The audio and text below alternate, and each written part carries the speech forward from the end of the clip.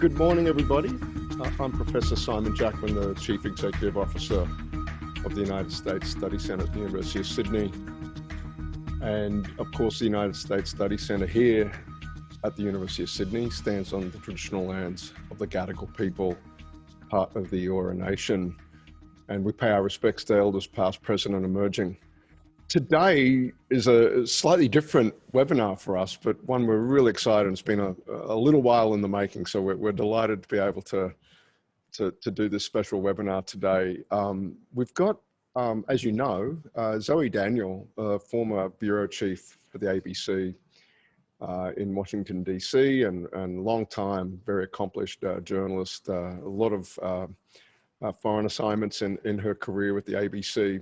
Zoe's been helping us out tremendously with moderating duties and in our webinars, holding the long and windy experts and guests of the United States Study Centre to short order, and helping us have some really terrific, nicely paced and balanced webinars. But today we're turning the table somewhat.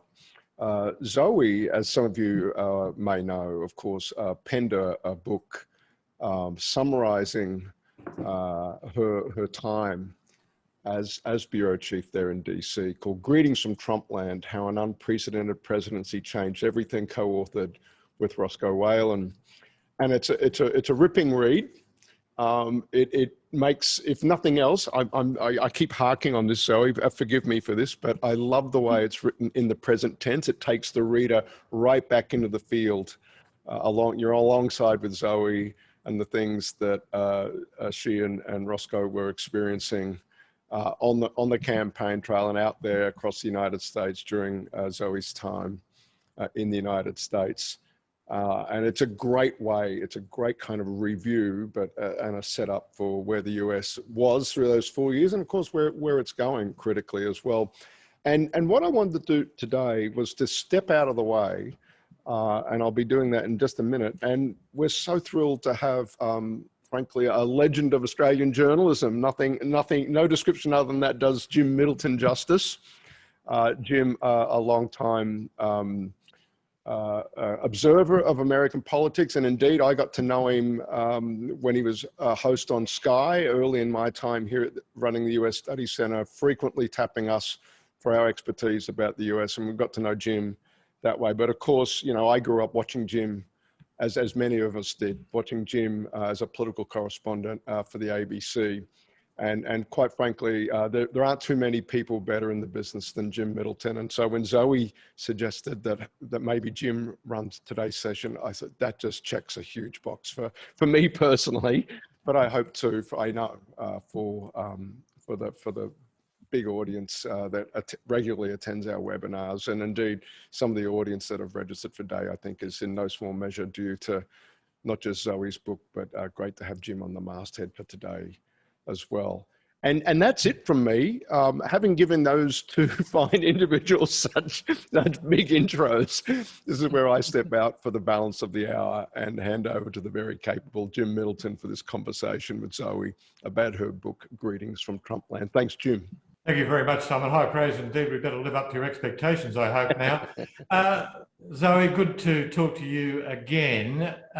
One of the striking things and the most valuable things I think about your book is that it is really reporting from the field. It's talking extensively, as you did during your 4 years in the United States, to ordinary American citizens about their feelings about the state of their nation, the state of their politics, and where they went from there. So I was one of those people, armchair experts, perhaps observing the 2016 election from afar. It did seem to me, looking at the data that were available, that you could see a pathway for Trump to get to the White House, but it seemed very narrow and very difficult. What you found on the ground was a very different set of experiences indeed. Why do you think the data was so wrong in terms of the assessment that you found talking to ordinary Americans, which led you to the expectation that there was a very real prospect of Donald Trump getting elected on the first Tuesday in November 2016? Well, thank you, Jim, and thank you, Simon, for that big introduction. And as you say, Jim, the book is quite different to the rest of the crowded market of Trump tomes that have landed over the last few years. It's not an inside the White House account, although, as Simon said, it is very much my journey together with Roscoe through America, and it is written in the first person and in the present tense. So it's an immersive journey so that people really have a sense of traveling alongside me, being in the places that I was, and getting a sense of what that experience was like. But the thing is, you've got to remember that when I was appointed to the role of US Bureau Chief in mid-2015, Hillary Clinton was apparently the shoo-in to win the election. Donald Trump had just descended the golden escalator and was a bit of a joke candidate. And you know, older, more experienced journalists in Sydney said to me before I left, look, it'll be an interesting, entertaining campaign, but of course, once Hillary wins, it'll be kind of back to no drama Obama type of vibe. But it became evident to me as soon as I landed and started traveling outside DC into rural areas of the US, into small cities and towns, particularly in inland America, that wasn't a fait accompli. And very early on at the Iowa caucuses, for example, we went to very small scale retail politics type events with Hillary Clinton, where there were a couple of hundred people there, and Hillary would stand up and give her kind of PowerPoint presentation type of speech. And then round the corner, we would catch up with the Trump campaign, and there would be thousands of people queued to go into Donald Trump's events. So there was a momentum even then, a fascination with Donald Trump and what he could deliver to people. And I think, you know, early in that 2016 campaign, even among rank and file voters, there was a bit of a novelty factor. There was a bit of you probably won't win it, but it's an interesting quirk to the campaign. But over time, people really embraced Donald Trump. And I think, you know, the reasons behind that are manifold. Some of the characters that we intertwine through the story in the book are people who voted twice for Barack Obama, but then out of disappointment with what the Obama administration had managed to achieve, then voted twice for Donald Trump. That loss of hope, that loss of prosperity, that sense of disappointment, that sense of my children will have a worse life than I do. That sense of I can't afford decent health care. I can't afford to put my children through college. My factories have closed. The job market is narrowing.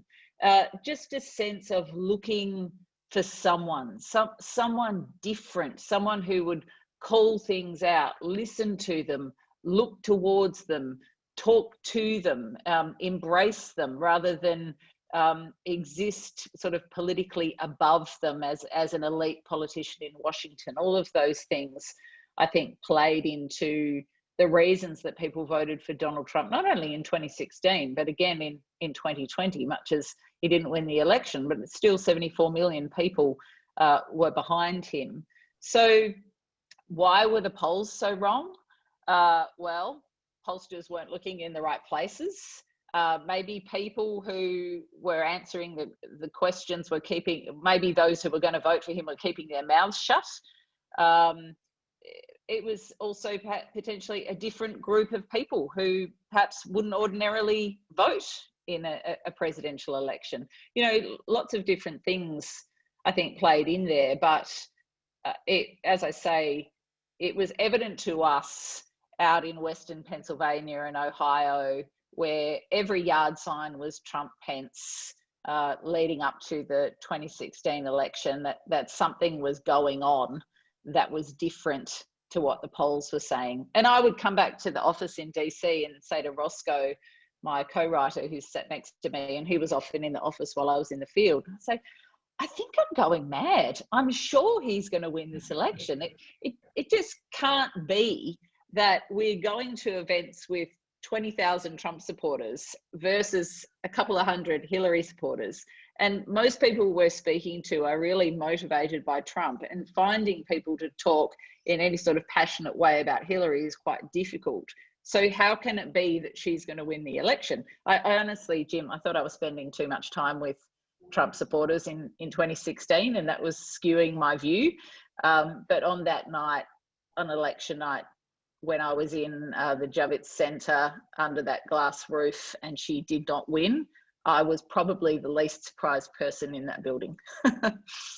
So was it really a combination of, if I can put it this way, rusted on Republican voters who held their noses at the particular failings, personal failings, frailties, and quite frankly, fairly disgusting behaviour on the part of Trump on the one hand, and another group who was simply so alienated from the political elites and what was going on in Washington that they felt impelled to vote for Trump, and the combination of those two groups were enough to do it?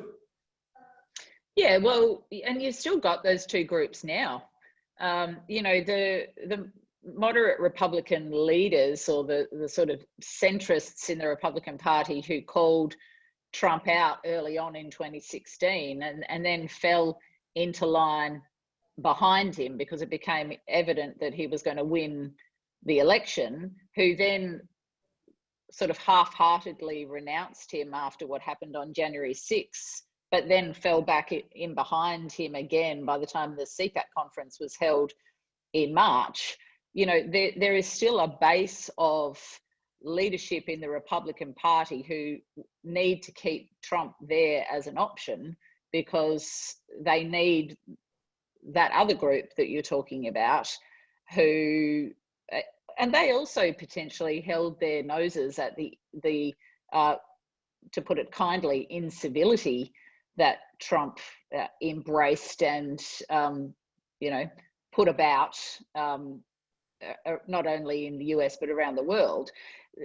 There was a sense of, we don't like what he says on Twitter necessarily. We don't like his language around women particularly.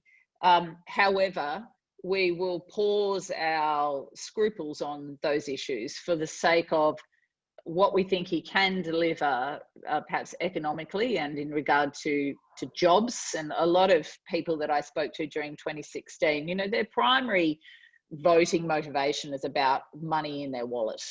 But also everything else that comes with that, the prosperity that I'm talking about, the hope for their future, their children's future, and all those sorts of things.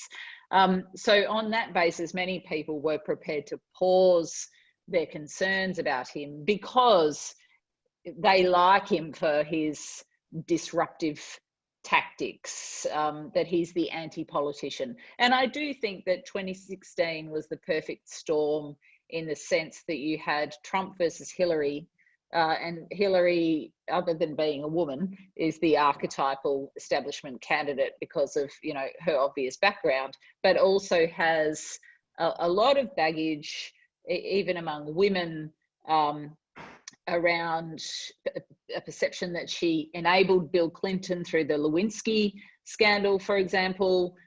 There is deep hatred of her around her emails and lack of trust, and what happened in Libya with the ambassador when she was Secretary of State. So there's a lot of antipathy towards Hillary, and she was also facing her own fight in the Democratic Party, obviously, against Bernie Sanders with a sort of rebel uprising there. So that perfect storm happened in exactly the right timing for Donald Trump. Look, the global view, both at the elite level and among ordinary people, is that Donald Trump's presidency was a failure, and an egregious one at that. And yet we do see this situation where in the 2020 election, 74 million people still voted for him. Why do you think that was? Do you think that the international attitude is way at odds with the feeling of many ordinary Americans? And if so, why were they prepared to stick with him despite his behaviour and actions through the 4 years of his presidency? Yeah, well, look, I 100% think that the view of Trump from the outside looking in is very different to that from the inside looking out. And, you know, I would see, for example, during the 4+ years that I was in the US, in my own social media feeds, my friends, my family commenting about Trump and the sorts of things that he was doing. And of course, he's going to get voted out, and why doesn't he get impeached, and you know they should get rid of him, and he's crazy, and all those sorts of things. Whereas when we would then go and speak with his supporters after 100 days or around the midterm elections and later in the presidency, they were still behind him, because they just read it completely differently. And in the minds of those people, it was not a failure. The erosion of civility is, as we've already said, something that had kind of been put on a shelf as something that was tolerable for the sake of the other things that he could do. And we talk a lot in the book about the fact that Donald Trump is an obsessive box ticker. And he really likes to, like, he put out his, contract with the American voter when he was first elected, and he kind of went through a process of ticking off the things that he said he would do. So, withdraw from the Paris Climate Agreement, withdraw from the Iran nuclear deal, move the embassy from Tel Aviv to Jerusalem, enact tax reform, the Supreme Court, all sorts of those sorts of things. Obamacare was one, which was a fail. But, many of those things he did actually do. Trade, take it up to China.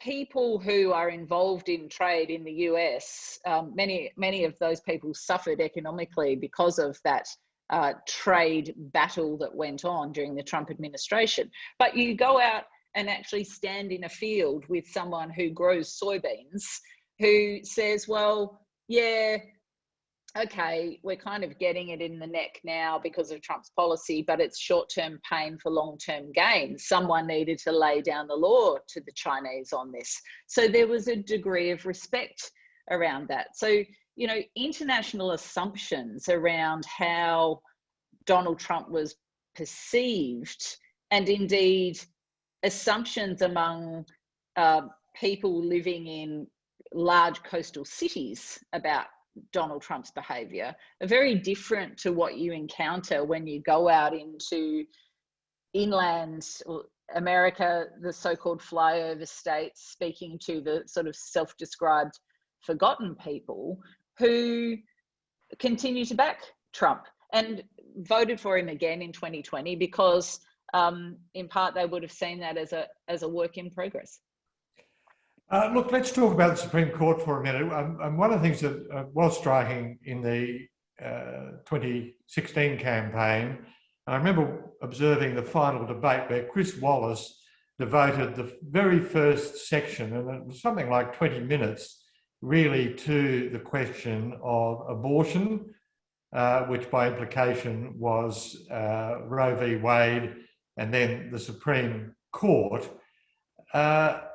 In terms of Trump's legacy, whatever people may say about questions of failure, the one significant, really significant and enduring legacy, and one which obviously Biden is wrestling with at the moment, and these questions about whether to expand the membership of the Supreme Court, just how singularly important was that with a key element of the American electorate in shoring up the support, despite the Hollywood tapes and various other crimes and misdemeanors of Trump during as his history emerged?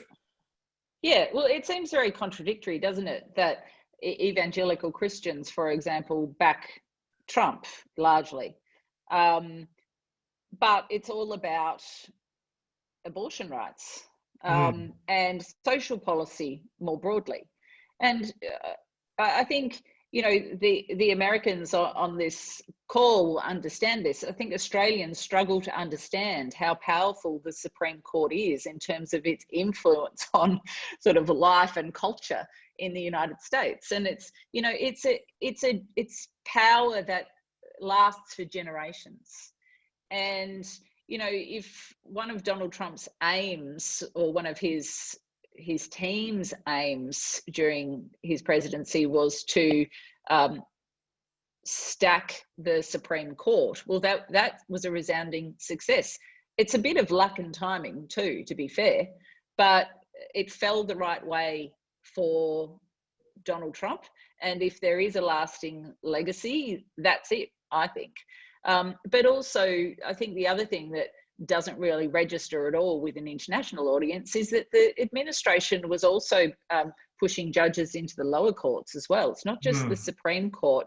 This filters down so that you end up with broadly conservative judges making decisions across the gamut of the court system.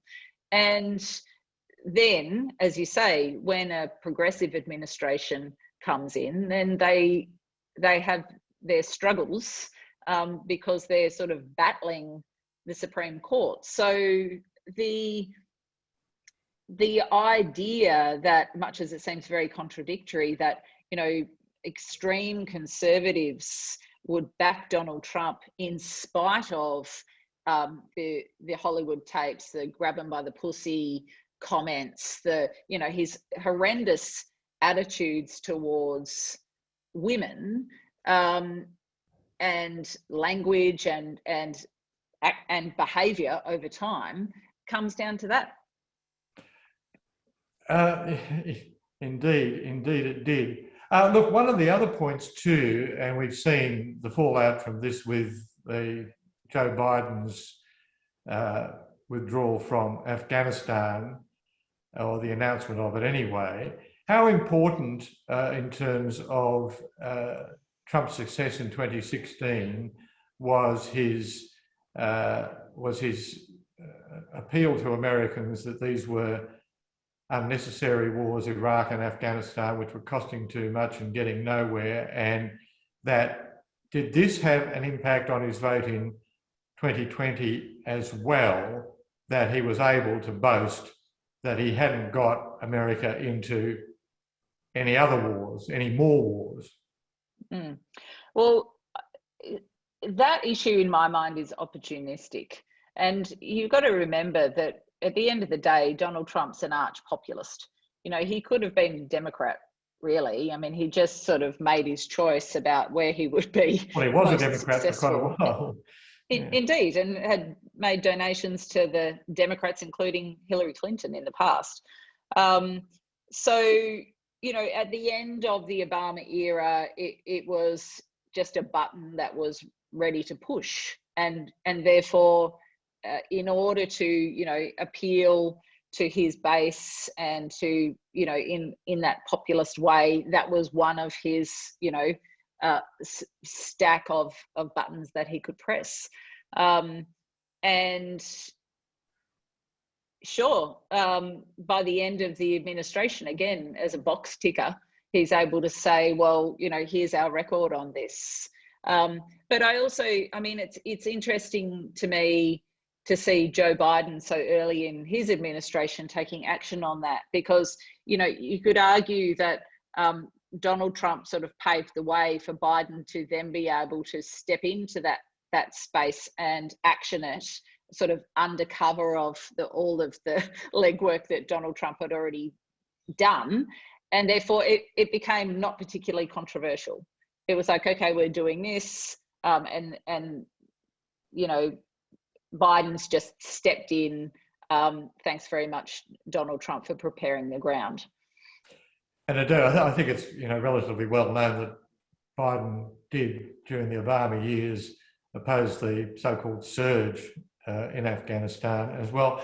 And there's one other thing too, and I may be wrong here, and if so, I'm sure Simon will correct me. But I think it's the case that in those counties and so on and so forth, which had a higher proportion of American veterans, they tended to be more supportive of Trump than elsewhere. So in a sense, he was being a beneficiary of this grassroots and people who had real experience of what it was like to be in Afghanistan and Iraq, who felt bereft, as it were, and left behind and forgotten, that were very open to the kind of appeal and kind of statements that Trump was making. Was that your experience too in your on-the-ground observations? Yeah, I mean, I don't know statistics, but I would say anecdotally, we met and spoke to many veterans during our time traveling around over those years. And for exactly the reasons that you described, the majority of them were Trump supporters. But in the areas that we're talking about geographically, where those sorts of issues that I've outlined around loss of hope and disappointment and not having a future and all of those things, well, obviously those people unfortunately get caught up, particularly as return service people, in all sorts of post-conflict mental health issues, physical health issues, economic issues, lack of jobs, all those sorts of things. So therefore they develop a sympathy for the kinds of views and rhetoric that Donald Trump was utilizing. I do think that you potentially get a very different story talking to veterans who live in parts of New York or California, for example, just because the political attitudes are very different. But those who we spoke to definitely were on the Trump side of the ledger. Look, we will get to a number of other issues, and also we have a bunch of questions from some of our audience too, which we'll get to shortly, and also, of course, to the key issue that's coming up immediately, which is Joe Biden's summit with 40 other nations in relation to climate, which of course is the key challenge that we face internationally in the coming months, years in particular. But I want to go to a slight sidetrack, which is your experience as a journalist in terms of operating in the United States. Now, when I was a foreign correspondent, which was back in the Jurassic Age, things were very, very different. I noticed, for example, that you remark on a couple of occasions about the dread of getting a call in the middle of the night, which would almost invariably be about yet another school shooting or something else. In the days when I was there, very fortunately, more often than not, and not necessarily due to my skill or perception, I could be ahead of the game by comparison with the desk in Sydney. And so I didn't get that many of those calls. It was just that the nature of communications was such that it was far easier just to keep up with events, whether it be by assiduous observation of CNN or CBS Radio or the New York Times, the Wall Street Journal, and so on and so forth. Now, that's completely flipped on its head, is my observation now, and that more often than not, foreign correspondents, not just in the United States, but they're constantly assailed and oppressed, as it were, by the desk with stuff that might just have slipped by them. And I do wonder how on earth it was in circumstances like this, with the demands of 24-hour news, you were actually able to find the time to get out and talk to so many people in such detail over such time. How the hell did you do it? It was really difficult. Well, Jim, you've been working as a journalist for much longer than me, but if you consider the arc of my career, and that when I started in the early 90s, I was doing radio journalism only, cutting stories on reel-to-reel tape. And we have since gone through that entire era of digitization, so that now you can basically do radio, television, and digital journalism with one laptop and a camera. And what that has resulted in is that we can do a lot more with less, but we do a lot more with less. So you have less staff and less time to do a lot more things. And so that's just journalism at its base level. When you introduce being a foreign correspondent in a foreign time zone and then overlay Donald Trump on top of that, that equals absolutely relentless. And, you know, I've been a correspondent in Africa. I was based in Johannesburg, and then I was based in Southeast Asia for 5 years. And so over that time, I've seen that evolve too. When I was Africa correspondent, I could go out for a couple of weeks and just call into the foreign desk every few days and say, it's okay, I haven't been kidnapped by rebels, you know, on the Somalian border. I'm fine. I'll be, you know, back in Joburg in a few days. By the time I got to Southeast Asia, what you're talking about, those requests from the desk had increased substantively. And then moving into this posting in 2015, as you say, we are in a complete 24-hour international news cycle now. So we would be filing day and night, wake up in the morning, pick up the phone, look at Donald Trump's tweets, straight up onto social media, into the office, trying to work out what the story of the day is. And, you know, Donald Trump, I think, utilized chaos theory very effectively, particularly in the first couple of years of his administration, where everyone was just chasing him. It was very difficult to set your own agenda, get out and do the kind of lateral feature stories that I would like to do to provide context and understanding, because all we were doing was sort of trying to catch the balls of Donald Trump's tweets, his comments in press conferences, the lines that he would feed the press while he was getting on Marine One, things that he would say, you know, in conversations with world leaders, including our own then Prime Minister, you know, all sorts of things. It was just trying to keep up. And, you know, there definitely was an awareness for me as bureau chief of trying to find a path through that rather than chasing, trying to have an agenda where we could get out and talk to actual people about their thoughts and feelings, their interpretation, so that we could develop a more nuanced understanding of how people were receiving that and what was actually going on. But, you know, particularly in 2017, so after he was inaugurated for that year, it was just absolute relentless work, staff being appointed, then sacked. You know, there was a revolving door through the White House. Inevitably, it would happen at 5 o'clock on a Friday afternoon. We'd have this Friday drop of someone had been sacked, whether it was Scaramucci or whoever it might be on that day. So there was just that sense of how do you keep up with this? How do you find a path through this so that you can deliver the audience a more nuanced understanding, so that it's not all reactive, so that you're trying to, as you say, you're trying to get ahead of it. I'm not convinced that we ever got ahead of it, quite frankly. Was that also the case, do you think, for the US press? I mean, they become, or media in general, not just print media, a lot of criticism that they never really got the measure of Trump in terms of accountability.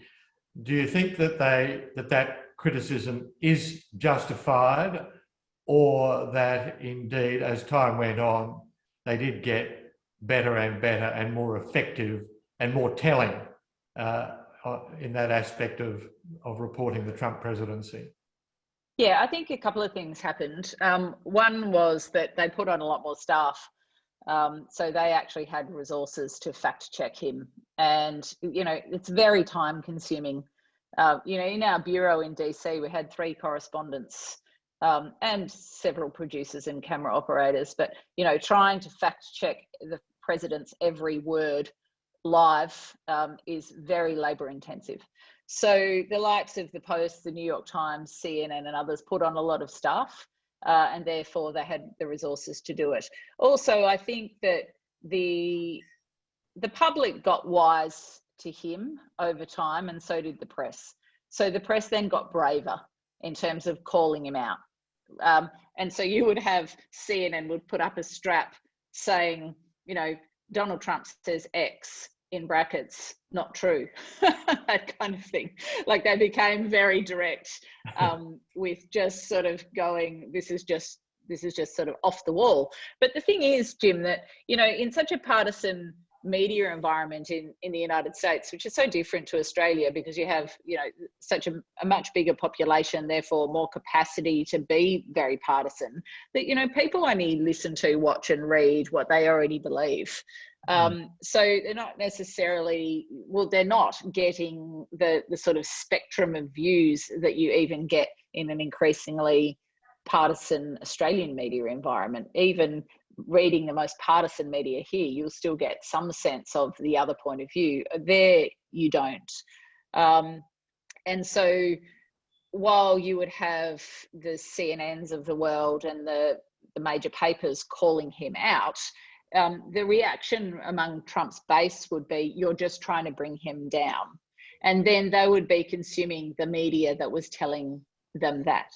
So I think, what we need to remember, particularly if you look at this book as not only a summary of what happened in the Trump era, but some context for what happens going forward, and that's kind of the whole point of it, is to say that Donald Trump's supporters would argue that they voted for him in a democratic process in 2016 and he was legitimately elected, and Democrats never accepted that and spent the entire presidency trying to bring him down via the Russia probe, various attempts at impeachment and other things.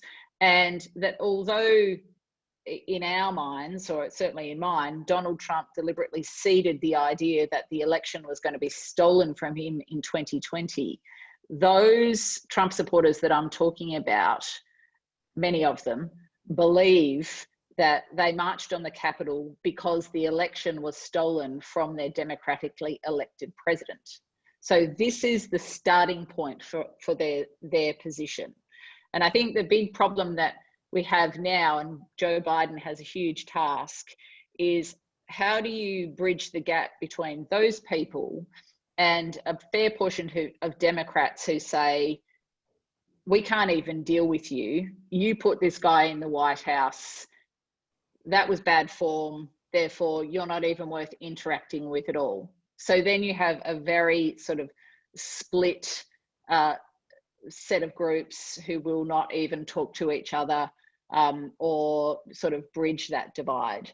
And, Biden is doing great things with policy, very much on the front foot in this window that he has. But between now and 2024, not even in a political sense, just in a societal sense, that is the big test.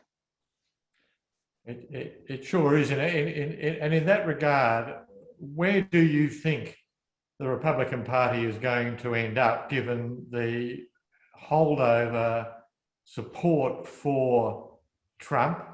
They're sort of caught, aren't they, that they can't get rid of him. But on the other hand, it's not entirely useful to have this albatross hanging around their neck either. Well, I think in a previous conversation, Simon expressed it very well, where he said, well, you might need Trump for the primaries to get your candidates up. But, the presidential election, he might become a big problem for you. So I don't know. I mean, there's a huge schism in the Republican Party, and many people know much more about this than me, but it's self-evident that you have, moderate Republicans who don't like Trump. Then you have a group of Republicans who probably don't like Trump, but pandered to him because they knew he could win and kind of need him now. And then you have 74 million, I would say more than 74 million Trump voters who are ostensibly Republicans. So how do you keep all of those people in the tent at the same time? And how do you, if you know that Trump running again in 2024, and I honestly don't know how realistic that is, but if you know that that's destructive, how do you massage Trump out, because Trump is all about ego, and he's all about being wanted and needed, and being sort of massaged. So you have to kind of give him a job. Who leads the Republicans to the 2024 election if it's not Donald Trump? I mean, it's a fascinating question. Someone suggested Mike Pompeo to me the other day, and I thought, oh, okay, maybe. But how do you follow Donald Trump? I don't know how you follow Donald Trump. That's a hard act to follow, depending, on both, no matter which way you look at it. Just on that, Zoe, the thing I think I always try to remember,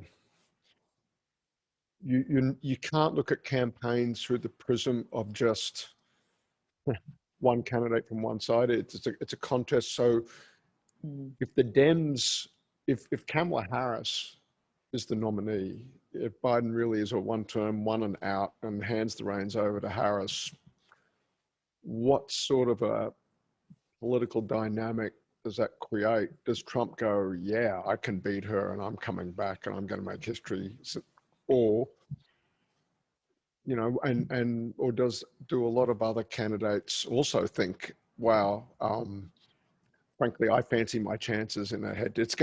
Or I fancy any Republican's chances in that contest. I think it's why I think the Republican field cleared out to some extent for Trump in 2016. Who really wants to run against Hillary Clinton Incorporated?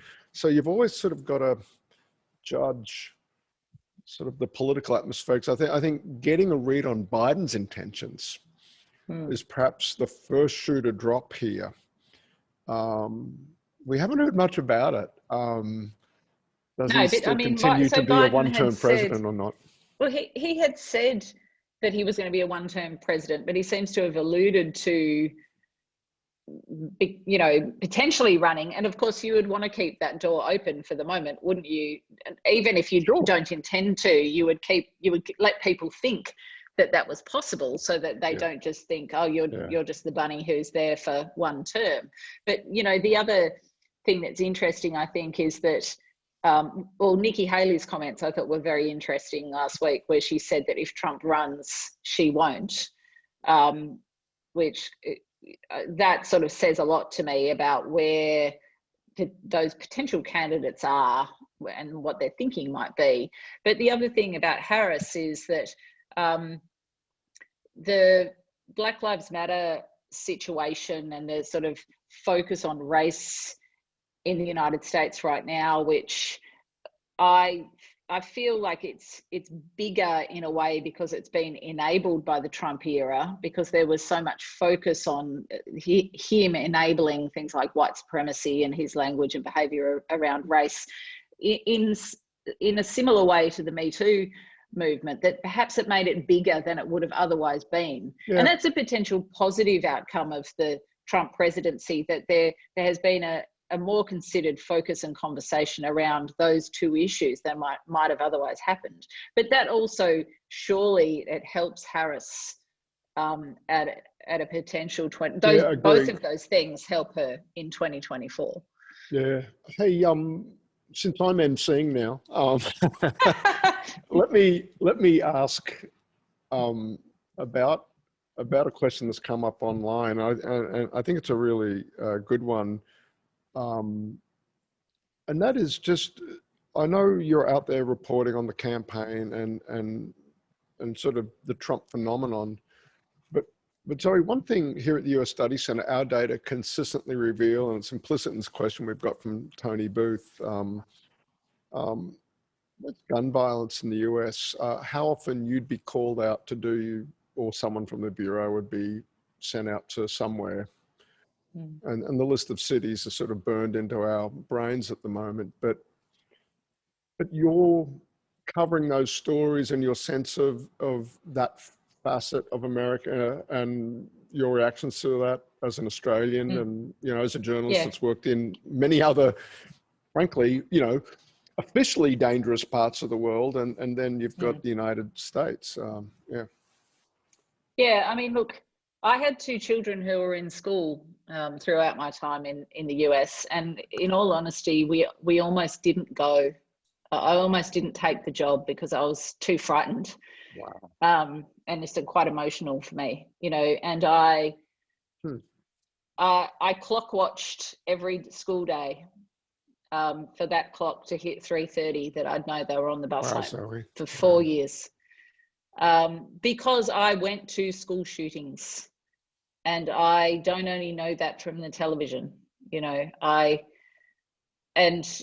You know, we had this thing in the bureau. I mean, just like any newsroom, you know, we had, I don't know, 10 televisions mounted from the ceiling or whatever.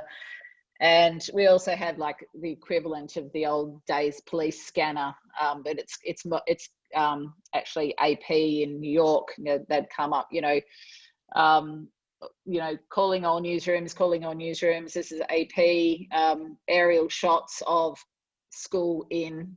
And my mind would immediately be, please don't let this be my children's school. So self-interest first. And then, okay, it's some other parent's children's school. Do we need to move? Who do we need to move? How do we get there? And then you go into that logistics issue of getting people to jump, putting people on planes and getting people to the location. You know, I went to the aftermath of the Orlando massacre at the nightclub in Florida, talked to families of victims, and it's just horrifyingly scary and intractable, and difficult to understand the lack of sort of capacity for reform on that issue. So for that reason, without going on and on, but I have a portion of my family who are in Utah, and I had never met them before. They're on my dad's side, so a whole lot of my cousins live in Salt Lake City. And so, of course, they've grown up with guns. They're American. And so I went and did a story with my cousin where we went out hunting, and he taught me how to shoot an AR-15 and in a shooting range. And we talked about their attachment to the guns culturally as recreation, sport, you know, something they do for fun. That's part of their freedom, that they can go out into the wilderness and, you know, hunt rabbits and stuff like that. So again, much like a lot of the book, which is about understanding Trump supporters, it was kind of like trying to understand another position that's the opposite to my own. So, you know, certainly developed an understanding of why people don't want to give up their guns, but obviously being an Australian who's also sort of had some direct experience with victims of gun violence, you know, I very much sit on the reform is needed side of that debate. Every time. Look, I don't know whether you address this, Simon and Zoe, but the question of climate change, very important conference, as I said, coming up in a moment. And also, Simon, some very interesting research which you published this morning, which I'll just mention to you, Zoe, showing that 68% of Americans say dealing with climate change is a very or fairly important foreign policy goal. And even more remarkably, 97% of Biden supporters. Now, that contrasts with the findings of what we see in Australia, where you see something like 80% of Australians saying dealing with climate change is a fairly or very important foreign policy goal, but only 50% saying that Australia should do more. Is there anything like the kind of division over climate change policy in the United States in terms of your on-the-ground experience in comparison with what we've seen blighting the debate, discourse and action in Australia over the past decade at least? Yeah, I thought it was a great article, Simon. Everyone should read that. It's quite interesting perspective and some great stats in there. Thanks for the plug. Thank you. Yeah. Here to help.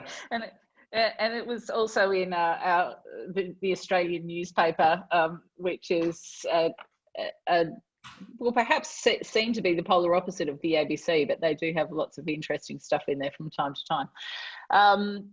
Look, I would only say, Jim, two things. One, that in the lead up to the 2020 election, our I guess our friends who we interact with repeatedly during this book, who voted again for Donald Trump, one of their key concerns was sort of Biden's Green New Deal approach. There was deep concern in the sort of Trump voter camp around large-scale environmentally focused reform that could impact industry.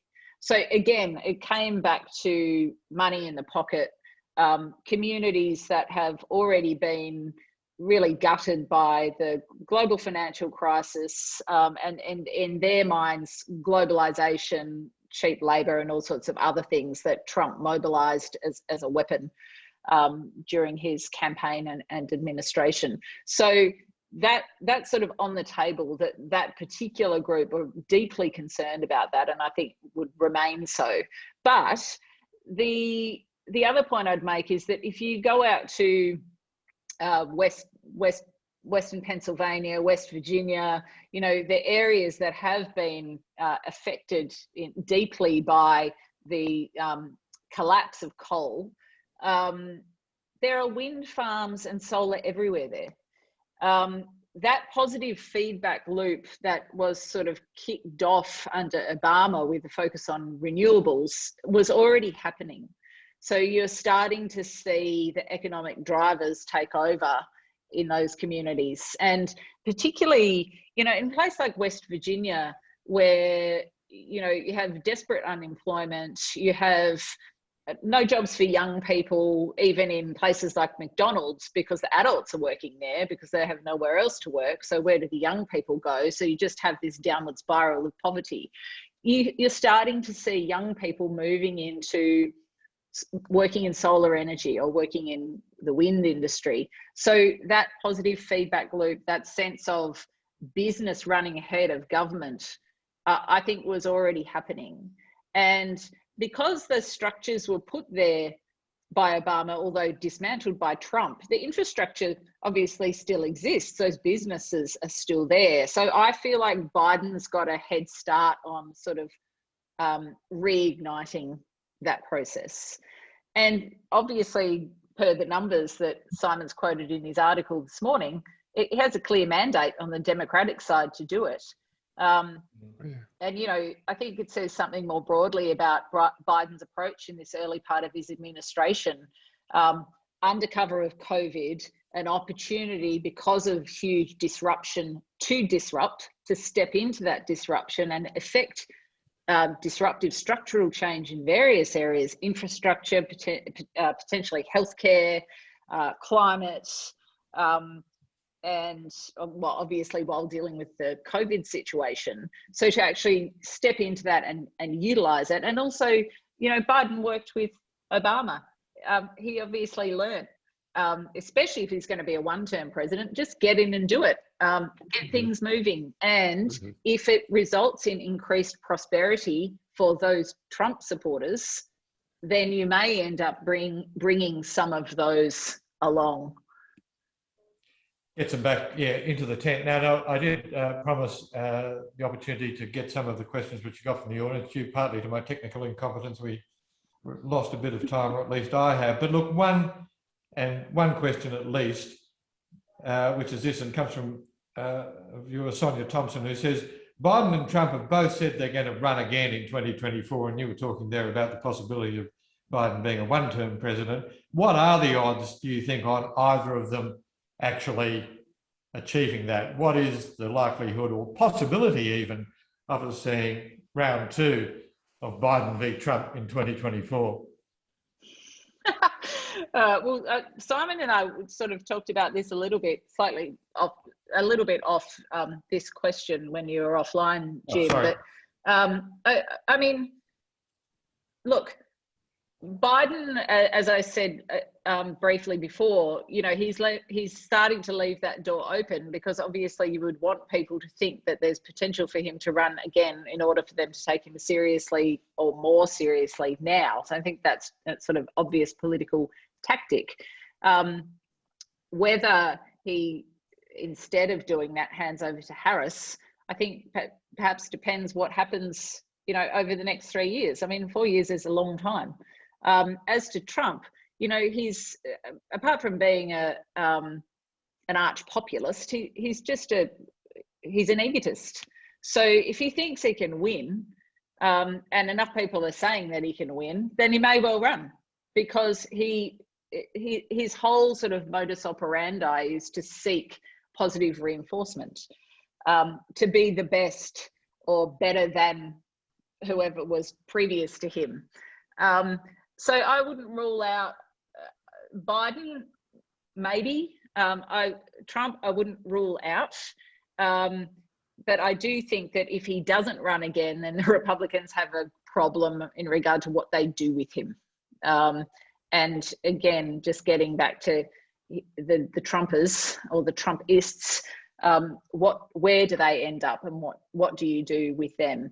And the other thing that I think, you know, getting back to Biden's policies, and you know, he obviously recognizes this as much as other people, is that, you know, the glow of kind of resolving the COVID situation is likely not going to last until the 2024 election. There's going to have to be more to it than that. So then that's when all of these other things that he's doing come into play, because these are long-running generational changes where people can actually see a shift between now and the next election, and, you know, actual policy being implemented, which is a rare thing these days, not only in the US, but elsewhere.